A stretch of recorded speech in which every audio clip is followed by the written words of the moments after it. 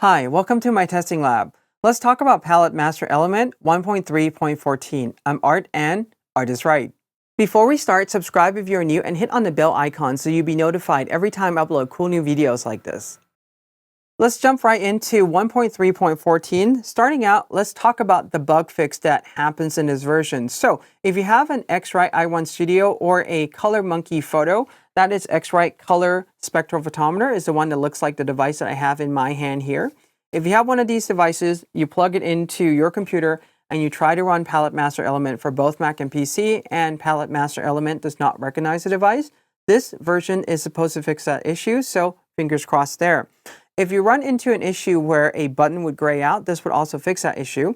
And if you run into an issue where you can't calibrate the SW2700PT and get a pass validation, this is going to be the best version that you can use for the SW2700PT model.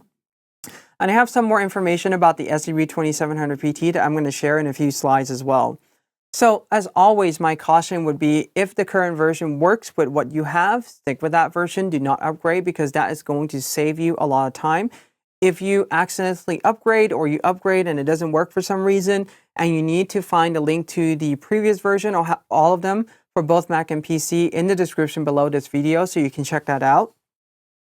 And also one thing that I want to mention is that in 1.3.12, BenQ have changed the way how Palette Master Element is doing the black point selection. So rather than having the absolute and relative, now you can dial in the value that you want to use for the relative black point. And the recommendation I have has been 0.3 nits. That tends to produce the best black scaling on all SW displays for both Mac and PC. I have an update on M1 as well, and well, it's not so much of an update other than to reiterate the fact that this version is not yet compatible with the M1 Max. A compatible version of it will be released soon. I don't know when yet. You can certainly ask a question, but I do not know the time frame. All I can tell you is that it is being actively tested. On BenQ's side, I know that X-Rite is testing a version as well, and I know that all the other companies that makes these calibration software are eagerly and actively working on a calibration software that will work with the M1 computer, because on the M1 there's a lot of changes with the way how the graphic layering is being done, and that is causing some of these software not to work properly with the M1. So an update will come soon. Again, I do not have a time frame for that yet. Now let's talk about some things regarding the SW displays and the version. So this is my previous chart that I've used, and I have broken this down into the original, I would say the next generation, and then the USB-C generation. We're going to forget this chart now because I have a better way to classify this, and that is to look at the 3D lookup table on the display. So we have, I would say, the original SW display line that has a 14-bit lookup table, and we have the newer one that has a 16-bit lookup table. The easiest way to tell whether you have a 14 versus a 16-bit lookup table is to look at the name. If it has a C in the name, it means it's a newer generation. It has USB Type-C, 60-watt power delivery. It has a new 16-bit lookup table. And generally, the one that has a C in the naming also tells you that the 3D lookup table calibration is open to third-party software such as CalMan or Light Illusion. But based on my testing, it is probably best just to stick with Palette Master Element because it comes included with the display. It's one of the fastest and easiest hardware calibration software to use, so I still recommend using Palette Master Element for calibration unless you have a very specific need to use CalMan or the other software manufacturers to do the calibration. One more thing I want to mention is that with regards to a 14 versus a 16-bit lookup table, the visual differences that you're going to be able to see are going to be minimal. However, the 16-bit one is going to be able to reference and adjust in a larger color space in general. This being said, I want to share with you a few things about the SW2700PT, and this is new information to me as well. And I found out that there are 3 separate firmware versions of the SW2700PT model. You can see the manufacturer date for each of those firmware versions on the display right now. So if you want to find out what SW firmware version you have, or the 2700PT, look at the tag on the back of the display. There is an MFG date that is going to give you a really good indicator of what firmware versions you belong to. Now this chart will give you a really good idea because it will say the previous support PME version or the previous support Palette Master Element version, and you can see there that there are varying support versions, and this is the reason why some of you may be running into a validation failure. For example, if you have firmware version number 2, you have to go all the way back to 1.3.8. The next column over is the RGB primary that you can choose, and that gives us an idea with regards to the RGB primary setting. However, the nice thing about 1.3.14 is that it is supposed to be the unifying version that works across all 3 firmwares for the SW2700 PT, with the caveat being that firmware version number 1, you can still only calibrate it to panel native only. However, if you have firmware version number 2 or firmware version number 3, you can pretty much use any RGB primary, and there are no color shift bugs in Adobe software anymore, so you're safe.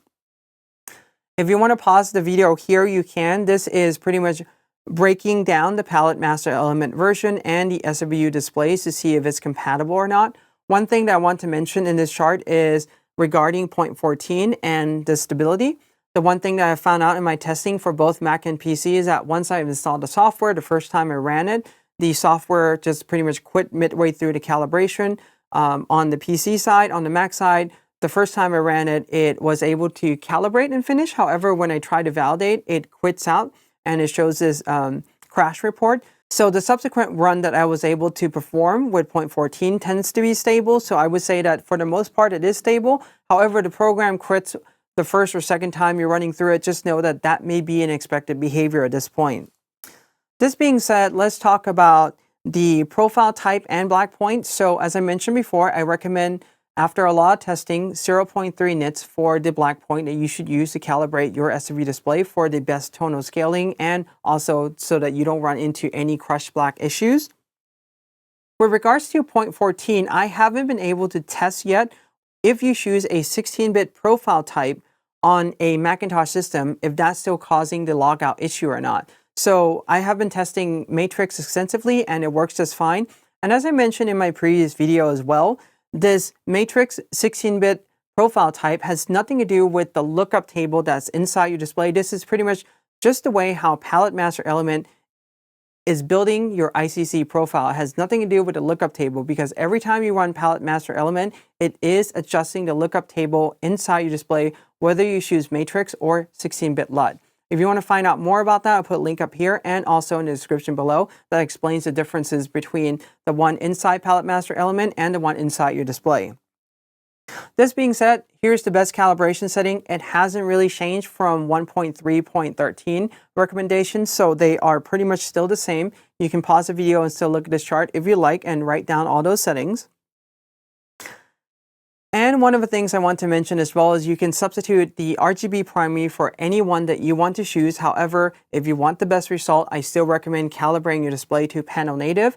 And for example, if panel native doesn't work for some reason, going to Adobe RGB is a great way and it's a safe setting so that you can just double check to make sure that everything is working properly. This being said, if you are a window user, something that I have been finding out, for instance, if your calibration device is not talking properly with Palette Master Element, or you restart the calibration and the device does nothing, I would check and make sure on the Windows system to see that there are no software running in the background, especially other calibration software or the first-party software that comes with your calibration devices that could be conflicting with Palette Master Element. But something as well that you can do, especially if you have the X-Rite devices, is that there is a device service that you can download, and I know that this has solved some issues for some users in the past, so I just want to share that with you. I'll leave a link to download this in the description below.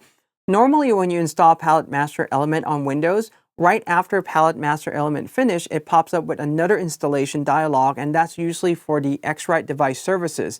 However, sometimes it could be a previous release version, or because Windows upgrade that hasn't been jiving well with Windows. This is the latest one from X-Rite, and I recommend that you check that out if you're running into some of these issues. And as always, the recommendation is to stick with the current version. If it's working just fine, don't calibrate. If you happen to be running on macOS 11 Big Sur, you need at least 1.3.12. However, for my testing at this point in time, I can fully recommend that, and I think that 1.3.14 is going to be the best version that you should use on and across all Macintosh systems. So that's my recommendation as of now. And like I said, just don't upgrade if you don't need to. So leave any questions or comments below. Give this video a like, subscribe if you're new, hit on the bell to be notified when I upload cool new guides like this. And until next time, in Art We Trust.